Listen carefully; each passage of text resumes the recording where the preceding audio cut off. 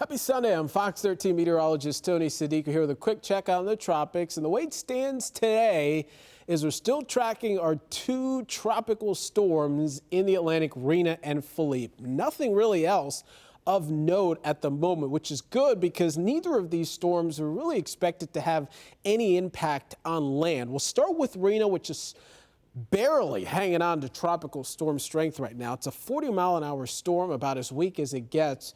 Movement is northwest at 14. The two yesterday, if you remember, were side by side. Rina has jogged further to the north, while Philippe, this is Philippe right here, is just kind of hung out to the south. Now, as you can see, Rina not all that impressive on satellite imagery. This one is been dealing with wind shear, which has taken a toll on the storm and is expected to continue to weaken it as it moves into a hostile environment. Meanwhile, Philippe has been moving to the west, and movement is at 7. It's a 50-mile-an-hour storm. Intensity has not changed.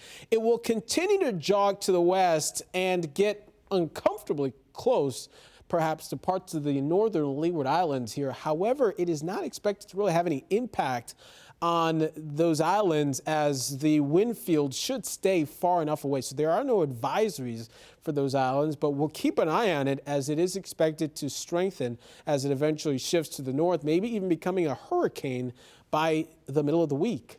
So Rina and Philippe are off the list. Sean would be the next name. At this point, does not look to be anything on the horizon, but of course that could change. We got a new month, so what do we typically expect in the month of October?